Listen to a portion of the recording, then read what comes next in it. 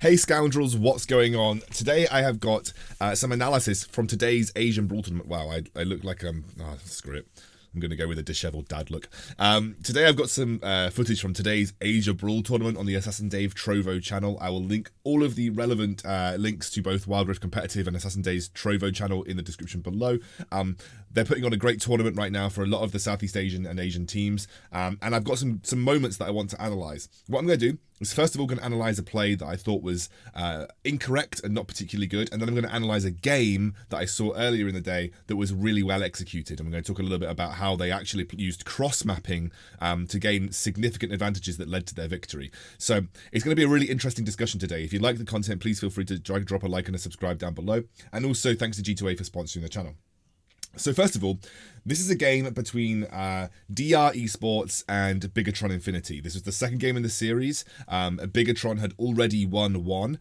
And this particular game was very interesting to me because what Bigetron did in the early game was very aggressive in the jungle, but they essentially weren't really paying attention to how the map state was. And when I say map state, what I mean is where the enemy champions are, where the enemy jungler could be, and the state of the lanes, and how easy it is for your team to respond to areas of the map. Okay? I was very harsh on the cast, admittedly maybe a little bit too harsh towards Bigetron. And I remember Assassin Dave's Trovo chat really were upset with how harsh I was. But I do want to back up my analysis of the situation because although Graves and Brawl are a really good jungle support combo in the sense that Graves and Brawl work really well together, proccing that stun, dealing huge amount of damage. The way they played this early jungle was really, really confusing to me. So we're going to start it. Unfortunately, I can only get 720p. I can either get 480 or 720. So unfortunately, those are the two options that I have for this video. Can't get it any higher than that. But let's break it down here. Okay, so what you're watching is right now there's been a lane swap initiated. The Seraphine has joined the Camille and is actually 2v1ing the Ezreal, and the Corki is 1v1ing the Malphite. Watch this here, okay? Okay, I'm going to pause it actually. Right. This is the moments that precede disaster. They cleared the blue side jungle. They went for a blue side invade and got the blue buff away from the Gragas. Okay, that was a success in its own right. Instead of just exiting and going to their own red side jungle, they decided to walk through, because you can actually walk between tier 1 and tier 2 towers without taking damage, as these guys are quite clearly demonstrating. So this is not a bad play in its own right if you have the resources necessary in order to back up a move like this. Because when you do this, you're telegraphing quite clearly what you're doing. Braum is still level 1. And obviously, you'd need the enemy to be not able to respond to make this a play that's worth making. So there are two mistakes that Bigetron made here. First of all, they are going up against an Ahri who's level 2. Most Ahris take Charm level 2. They are walking cleanly between two turrets with an Ahri who's at her own turret. All she needs to do is charm you, and you're going to start to take tower damage and potentially get taken very low in HP. Gragas clearly has not been bothered about your blue side take. He also has not gone to your blue side jungle. So you know that Gragas is in his red side jungle. Now, obviously, the idea of this invade is to try and catch Gragas. The massive, massive problem that Bigetron have here is the Corki versus Malphite matchup. Corki has complete priority in the bot lane. Malphite cannot trade effectively versus Corki. He will not clear the wave as quickly as Corki, and therefore when it comes to responding to any kind of invades or aggression from Bigetron, like you can see here, Corki will be the first one to get into the fight. Corki's had solo experience. He's very likely going to be level 3 by the time that he needs to respond. And that means that he's going to have all of his skills available when he's actually been buffed quite significantly in the early game. So let's watch this through. Again, not necessarily a bad play. Brilliant charm from Edaf, and he takes down Harry very low. That's the first mistake they made. The second mistake they made is the fact that they used a lot of their abilities, and Darthan is still here, waiting to get level 3. Watch him wait. He's now level 3. Corki has immediately been able to respond, and I'm going to pause it right here. This is like another moment. Malphite, look at the map. Malphite is like walking all the way around his blue buff. Corki and the wave, look at where the wave is, right? The wave is built up in favor of Corki. Malphite had to take the long way around because he couldn't walk through Corki. Like, Corki would just kill him if he tried to walk through Corki to get to this fight. So he has to take the long way around.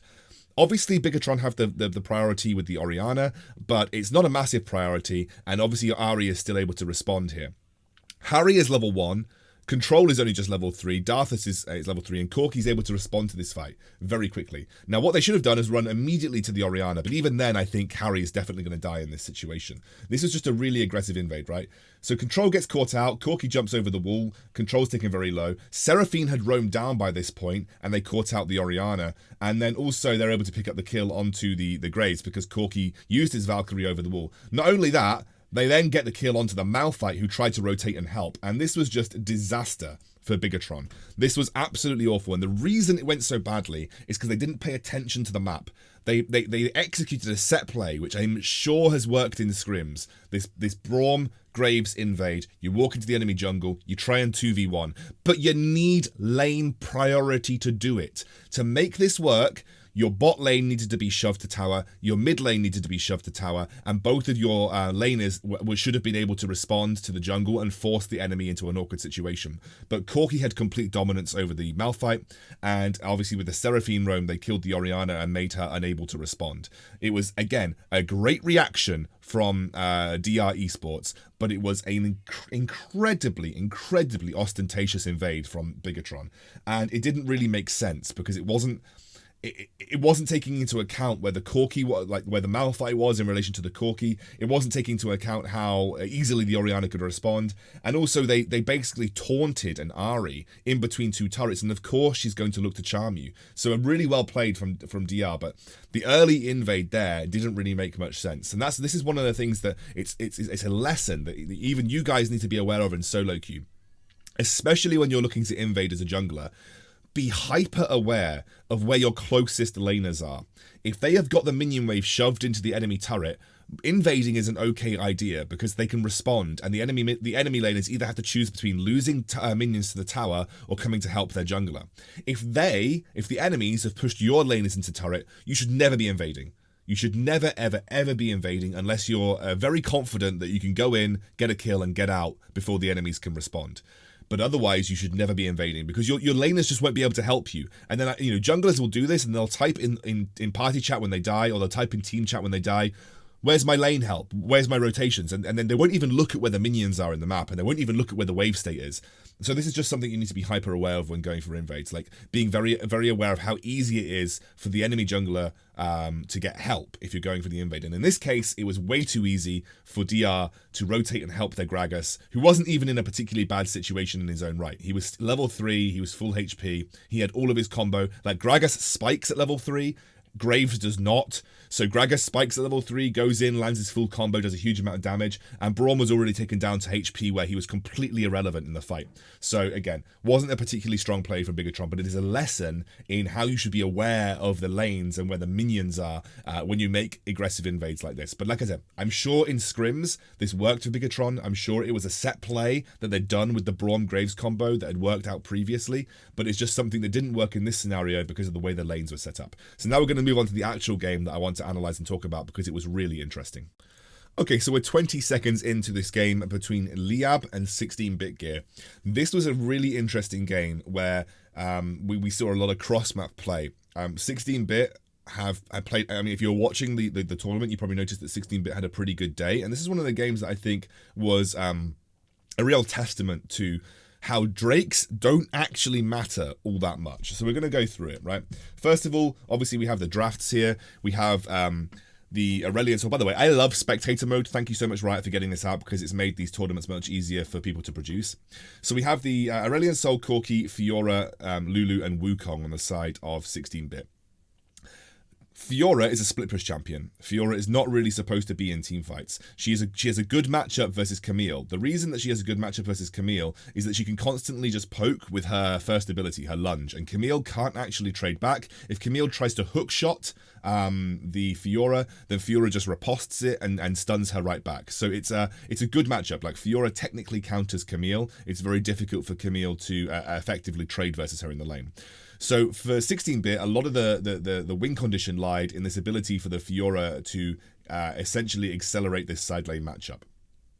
Something that was really weird right here, as a level 2 Wukong, why are you trying to invade an Olaf again, whilst your laners are not there to respond.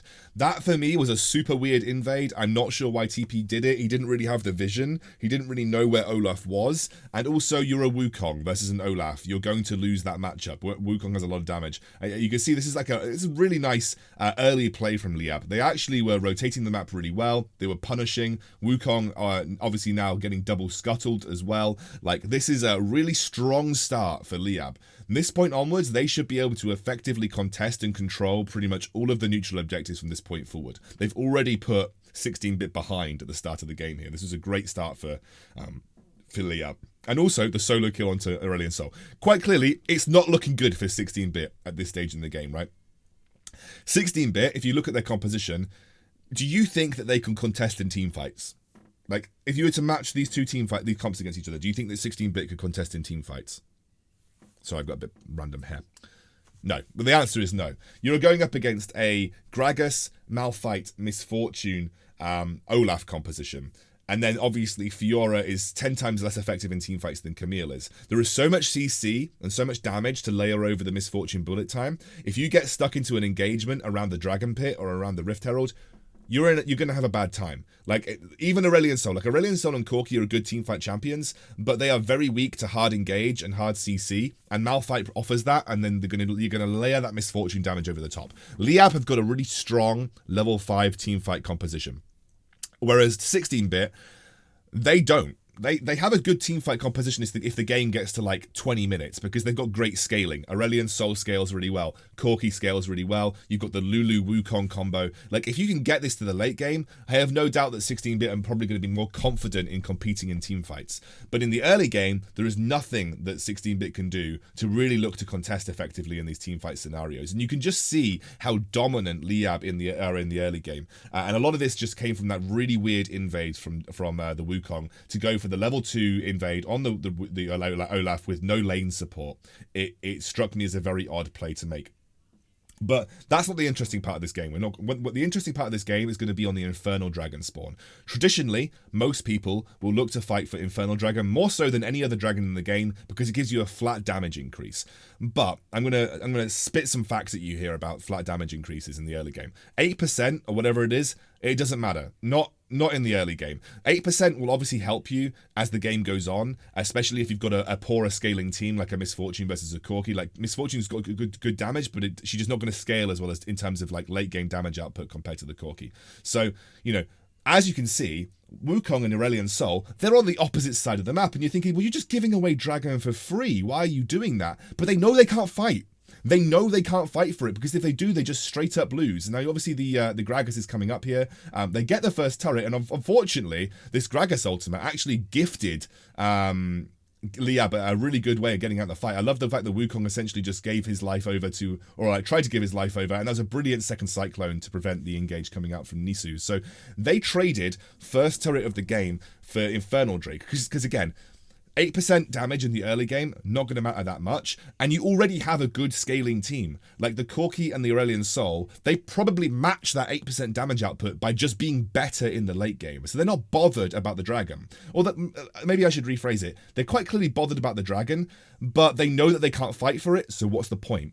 So they go for a cross-map play. Not only do they get a load of plates onto the Fiora and give her the gold, they also get first turret of the game, which gives them a gold injection to keep pace with Liyab in this stage of the game. Now, Liyab obviously trade that bottom lane tier 1 in the time being, but this is the best outcome that 16-bit could have hoped for. They're not fighting for the first dragon because they straight up lose. And they are confident that if the game goes on, they're going to have a stronger scaling team anyway, so the Infernal Drake damage won't mean that much. It will just obviously give Liyab more of a fighting chance in the late game, and they are confident that the Fiora can continue to push in the side lanes. Now, there's a lot of items being hovered here by Dave. We're seeing some item spikes being picked up by individual carries, as you can see. The Corki going for the Manamune build, which I don't particularly like the Manamune build. I'm not as much of a bigger fan of it as the as just going straight for the Triforce. But what I'm really loving about the way that 16-bit are playing here is, look, like Rift Herald has just spawned. They know exactly where Liyab intends to be upon the Rift Herald spawn, right? Liyab are quite clearly going straight for the Rift Herald. But they rotate the Aurelion Sol and the Wukong once more for another cross-map play on the turret. They know that if they go there as Rift Herald is spawning, they're not going to face any resistance, and they're even so confident enough to go for a second tower in the bot lane. So whilst the enemy team is grouped up for Rift Herald, anticipating a fight, 16-bit are playing like 5D chess and essentially saying, well, we're not even going to be there for the fight. Feel free to take the Rift Herald, but what's the best case? You've heard me talk about this before. What's the best case scenario that you get from the Rift Herald? Well, the best case scenario is a tower, maybe 2. Well, 16-bit just took 2 towers whilst you took the Rift Herald. So they've basically got the value from the Rift Herald without actually ever having taken the Rift Herald. And that's the really intelligent thing that I think 16-bit did in the early game. Because now look at the gold lead. Like 3 minutes ago, it was about 3,000. It's now you're in within 1,500 because they've managed to inject that standing gold of towers back into their team by doing what we call a cross-map play. They read Liyab like a book. Liyab grouped up for every objective because that's what their team comp is designed to do. 16-bit said, why even bother? We know that we're going to lose. Let's just give Fiora more gold. Let's just put Fiora in a better split push position. And Liyab even waste the Rift Herald here because they drop it, and obviously they're looking for a tower dive in this scenario. But the Rift Herald isn't going to get value because it's charged into a turret that is still half HP. You're going up against an Aurelion Soul. You can't tower dive this. They're forcing the flash out of the Misfortune. Liyab got desperate. They knew that they were losing pressure in the side lanes. They wanted to make some sort of Hail Mary play with the Rift Herald in the mid lane, but they couldn't. They couldn't commit to the tower dive because the Aurelion Soul just zoned them off too hard. And that was really great play from 16-bit. And this is what we call, this is a very good way of rebutting the hard engage through split push, just clearing the wave. And if Liyab went for the tower dive, there's a very good chance that they could have used that Rift Herald and pushed 2 turrets potentially, but it was risky, and they knew it was risky, which is why they didn't push it any further than they had to. And you can see now that the Fiora is starting to become a menace in the side lane. She's got a level advantage. You can see that Nisu on the Camille can't actually deal with it, and the second Drake is spawning here, so the second Drake's coming through. But this time, Liyab aren't actually set up for it. This time, Liyab are not set up for the Ocean Drake. They're not on it straight away. And even if they are, Fiora is still threatening another tower in the side lane. But they've bought themselves enough time in this game to essentially continue to threaten these side lane towers. And if Camille shows herself versus the Fiora, you're heading into a strict 4 versus 4, which is much better for 16-bit overall, and you can see them now using that Aurelion Soul Stun, that beautiful Aurelion Soul Stun that comes through. Even though the team fight is still stronger from Liyab, you can see that they feel confident enough just to delay the dragon and go for the team fight there. And it was close. Obviously, we saw Aurelion Soul go down eventually, but in the meantime, they still got some plates in the mid lane. They were still pretty good in the team fight. They only lost one player, and they were still able to get free side lane experience for the Fiora. So whilst it was definitely a fight that went in favor of Liyab, and actually Liyab played this intelligently, they forced them out of the mid lane and now going to get mid lane tier 1. You can see that early game play has made Liyab more competitive now. It's made them made 16-bit more competitive in these team fights. It's given them enough time to hit some crucial items that can actually make them better in these team fight scenarios. I think if I were 16-bit, I probably wouldn't have gone for the fight around the Ocean Drake. I guess they were trying to buy time for Fiora to look for the 1v1 versus the Camille in the side lane. I probably wouldn't have gone for that fight regardless. I still think that you're weaker at this stage in the game. But I think, you were confident in the 4v4, and I think, had it been played slightly differently, you could see that it was a relatively close team fight. Only one person went down in the end of it. But overall, I think, I probably would have avoided it regardless. So what do Liyab have to do on the map now? Well, Liyab are clearly looking for the Baron. Again, they're saying, right, we're not going to win the split push. We're continuing to lose in the side lane. Baron, we have to group up for. We have to force 16-bit to come to us. We have to get vision control and potentially just try and make it difficult for 16-bit to ignore these neutral objectives. What you can see from Fiora, though, is those 2 towers that they picked up in the bot lane. The next tower is the inhibitor turret. So the next turret in the bot lane is the inhibitor tower. If Fiora is threatening that, you can't do the Baron. You cannot do the Baron, because if you do the Baron, Fiora is just going to take that tower for herself. And you can see that Misfortune is kind of split between, do I help out Nisu on this Camille, or do I actually group up and try and team fight? You can just see this Fiora absolutely battering the Camille in the side lane, threatening this inhibitor tower. And you can see the pressure is on for Liyab. See where they're grouped on the map. They are clearly looking to either force a fight with the Malphite ultimate, get the drag at the Baron started, and you can see they are starting the Baron now. There is vision on it. They have not swept the vision control out. And this is risky. You're heading into a 4 versus 4 versus a Corki and Aurelion Sol in the Baron pit, whilst Fiora is knocking on the door of your inhibitor turret. And you can see Liyab immediately peel off. They go for the engage onto the Corki, but he just gets out with the Valkyrie. And this is a desperation engage. Liyab feel desperate. They are being split on the side lane. The Fiora has 1v1 kill pressure. She completely outtrades the Camille at this stage in the game. And at this point, Liyab, the only thing that they can do is try and force team fights. Well, the best way to do that is around neutral objectives, but they are not far enough ahead to just run at the Baron and say, fight us. Because unfortunately, they haven't got a big enough advantage in the early game. And the intelligent tower trades have kept the gold levels competitive for 16-bit. So 16-bit are just clearing waves, shoving mid, pushing out the side lanes, and threatening really serious structure loss if Liyab make one mistake. Like Liyab put 1 foot wrong, they don't get a dominant team fight, they kind of commit to a fight, and unfortunately like they don't get the clean ace. Like Fiora is just going to take everything. You can see Miggy now sits there on the Olaf. He's expecting the Fiora to turn up. He's hoping to go for a 2v1 kill and give them a bit of time and space, but Fiora just shows herself in the mid lane and essentially backs off, not going to fall into the trap that Liyab have set for them. But they are setting up now for the Cloud Drake. This is another team fight opportunity. And actually, this is the best situation for Liyab to be in. Both top lane and bot lane are pushing in favor of them. So there is no Fiora to threaten the inhibitor turrets. You can see that she goes aggressive, though, onto this. And this is really nice from Fiora.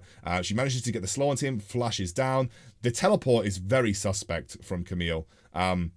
Obviously, both Miggy and Camille come in, but this is a great response from Aurelion Sol, and that was a really nice pickoff. I don't blame Rubik's for doing that play. Like, he was trying to set the wave up, but the wave was kind of already set up, and immediately Fiora backs, buys teleport, and comes to this Baron. They've just got a 2-man advantage. Obviously, you have to be aware that the Malphite Misfortune combo is very strong, but you can just see the Aurelion Sol zoning them out right now. Nothing they can do about it, and Baron gets picked up off one play in the side lane. All that gold put into Fiora pays dividends, and now they're going to go for the Cloud Drake 2. This is where 16-bit turned it around. They stalled the game long enough to get to the late game, or the later stages of the game, where you've got 2 items on the Corki and on the Aurelion Sol, and the Fiora became strong enough to essentially threaten the side lane enough effectively. The mistake that Rubik's made was being a little greedy with the wave push, but I think that Liyab had set the waves up correctly to try and force either a dragon or a Baron fight. But this is now absolute disaster for Liyab, because you're at a stage in the game where Corki is super strong. Aurelion Sol is super strong. Fiora is absolutely insane. Like, we're at the stage of the game where it's now going to be very difficult for Liyab to cope with A, the split push from Fiora, and B, the team fights are actually probably now becoming even, if not in advantage of 16-bit. And with the Baron, they can just shove the side lanes in. Fiora still has 1v1 pressure, and they have great siege potential. The Corki is a great sieger, as is the Aurelion Sol. And you can see they're not even having to wait. Like, just going in with all of their forces. Like, they jump in, they get the immediate kill. The Misfortune ultimate does absolutely nothing, and you can see the Redemption, which has become a popular enchant since the double locket nerf, paying dividends, getting everybody back up to full HP. Nothing that Liyab can do right now, and it's going to be a free inhibitor tower take for 16-bit. Aurelion Sol zones out with the ultimate. Liyab can't respond, and 16-bit back off. A really good, effective use of the Baron, and now they can essentially split Fiora in the top lane to threaten when the Elder Dragon is spawning, or in the bot lane if she wants to threaten the inhibitor tower, and we're essentially in end game for 16-bit. And you know what, guys? They didn't run it down for first Drake. They realized that they were weaker in the early game. They backed off. Didn't fight for Rift Herald, didn't fight for First Drake, and essentially just took towers and gave their team guaranteed gold to accelerate their item spikes. That was the intelligent play from 16-bit that put them in this position in the game. And it's just a clear signal that even, you should be assessing your solo queue compositions. Make an assessment in your head. And it's a really simple assessment. How much crowd control does the enemy have? Do they have early spiking big AoE teamfight ultimates? Can we fight them in a fight, at level 5? Like, if the enemy team's got a Ken and Misfortune, I probably wouldn't be trying to fight the first Drake every single game, So, make that decision in solo queue and decide whether it's worth even fighting for the first Drake or not. because you could just be going to the other side of the map and getting towers and getting gold for free. Because right now the meta is that the Baron laner generally tends to roam for the first dragon in the game, especially if you've got a Baron laner like Kennen. But you don't need to. You don't need to fight for the first Drake. It's not absolutely necessary. 16-bit gave up, I think they gave up 2 Drakes in this game. Yeah, they gave up the Ocean and the Infernal, 2 of the most important Drakes in the game, and they are still winning by a significant margin. Like, it doesn't even feel close in these team fights. And guess what? They didn't get the bloody Drakes. They didn't get the Infernal. It doesn't matter, because they realize that their team scales better anyway, and they're always going to have that side lane split push pressure. The Fiora is an absolute beast right now, and with Baron spawning, heading over to the bot side of the map, I believe she has teleport available. She's just going to go push that side lane, threaten the inhibitor tower, and obviously 16-bit can just play it super slow around the Baron. They do not need to go in and threaten the Baron. They can play it super slow, and it won't have to matter. So again, you can see they're not even bothered. They're not on the Baron straight away. They know that if they just let Fiora get to the inhibitor turret, it's going to make Liyab uncomfortable. And Liyab are going to have to make a choice between letting Fiora find the 1v1 versus the Camille and taking an inhibitor turret, or actually just giving up the Baron and probably losing the game outright. This is split push strategy executed to perfection. Like, you can see that there's nothing that Liyab can do against this Fiora at this point in time, and she is just constantly providing a nuisance in the side lane. Liyab are never able to group. They're never able to seek the pure 5v5 that they wanted to. And Fiora's even now threatening a flank just based off how strong her side lane was. And she goes in, looks for the Misfortune, huge damage coming through, gets the kill onto her immediately. And the Aurelion Sol in the backline just completely uncontested, forces out Moray on the Malphite. You can see they just clean up the backline as well. Corki too strong at this stage in the game, as well as the Fiora and the Aurelion Sol, and this was an easy cleanup, a beautifully engaged team fight with the flank from Fiora. Camille was too late to the party, and this all came through that very early game decision making that allowed them to get to this stage in the game. Nothing that Liyab can do to stop the Nexus going down, and this was just a well-played split push game from 16-bit. And I think, like, I'm going to try and I'll show you the item builds. I think Dave usually goes out to the item builds and we can talk a little bit about them afterwards. But it was just I think just a really well played game in terms of like the realization that you don't need to run it down for first Drake every game. Like, you can do this, funnel gold into the Fiora, who, by the way, Fiora had, like, this was 5 to 7 kills this entire game. And that's exactly what 16-bit wanted. They didn't want to fight in the early game. They didn't want to give away kills. This is not a team fight comp until the late game anyway. They just wanted to take towers through split push pressure. And so 18,000 gold to 13,000 gold for Camille. And Fiora just absolutely ran away with the side lane. It was really, really, really good stuff from Fiora and really well played in the early game. And Aurelion Sol and Wukong were on the same page every time. Liyab go for an objective. They group up because they want to group up, because they want to fight. And we just take a tower. They do the same for Rift Herald. They take 2 towers. That's a huge amount of gold that's just put right back into the pockets of 16-bit, and then they're able to get to their item spikes more quickly. Very, very well played game from 16-bit. Very clean as well. Like, I really like a clean game. There wasn't a huge amount of action, but it was a super clean execution. In terms of item builds, very classic for Fiora, Triforce into Blade of the Ruined King, into Sterex, into GA. I assume she was going for Death's Dance last item.